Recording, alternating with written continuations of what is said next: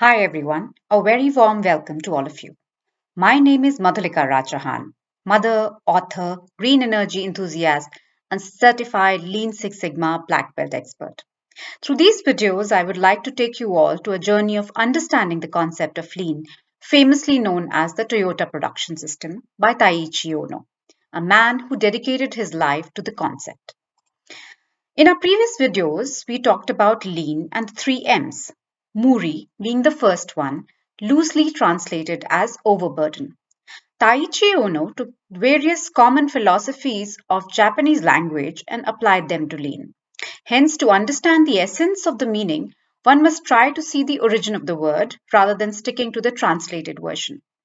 In Japan, you often hear the expression Muri Shinai. Broadly speaking, the phrase means don't overdo it or take it easy.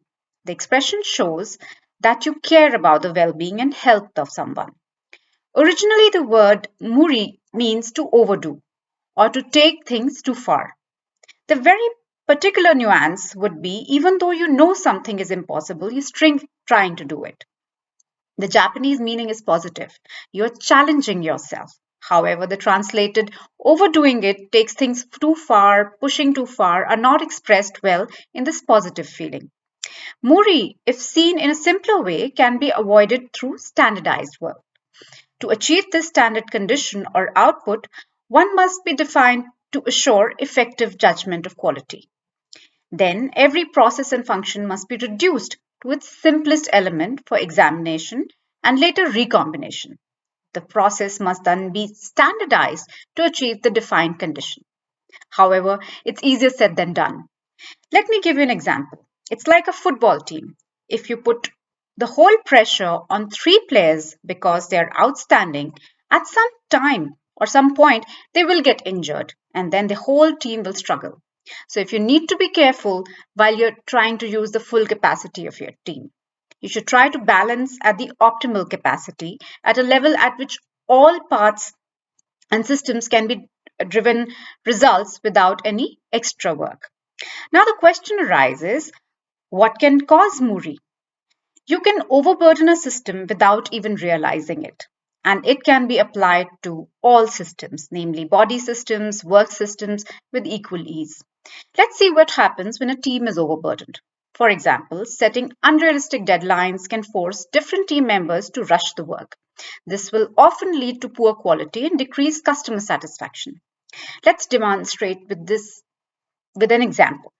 Now, if you tell your designer to make twice as many images that she's able to produce for a certain period of time, she will probably do it, but they will not all be of the highest quality. The second reason would be over demanding. The first and the most obvious one is over demanding. In the contemporary business world, it is quite surprising how higher management pushes more work onto their teams, hoping that more inputs will result in more outputs. In fact, this is quite counterproductive. This leads to constantly increasing number of waiting tasks, which often results in chaos and burnouts. Monday burnouts being the classic case. Lack of training. Companies often neglect the need for good training sessions. This is how, at some point, a team member can end up working on a task much longer than necessary. As the saying goes, one must take time to sharpen the tools from time to time in order to chop the wood one needs to. Let's say that you are trained to work as a copywriter. However, the manager decides to use you as a designer. You will probably need twice more time to deliver goods, images than a regular designer will. Lack of communication.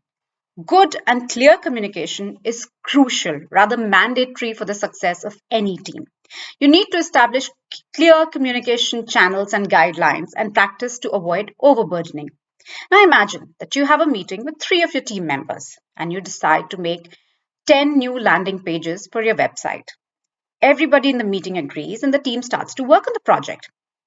But there is just a verbal agreement, and the designers are not informed of the project until the last day before the expected deadline.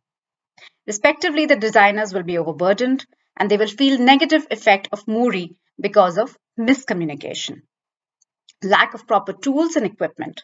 When proper tools are missing, Muri is inevitable and obvious. If you give new computers to some of your developers, for example, but the rest of them work with computers which are 5 years old machines, the second group will definitely feel overburdened because they will need much more time to complete their tasks using their old equipment. There could be many other reasons causing Muri, barring the ones we've discussed today. You need to remember that managing all of them will prevent the whole work process from collapsing. Muri can be seen in all systems, not just an office system or an office environment. One can replicate or able to see the concept wherever you see overburden around us. It can be in the way we manage our individual households or our bodies to Mother Earth itself. With this, we come to an end to this edition of our lean session. Don't forget to like and subscribe and comment in the comment section on what you'd like to hear more. Until next time, this is your host, Madhulika Rajahan, signing off. Thank you very much and have a wonderful day ahead.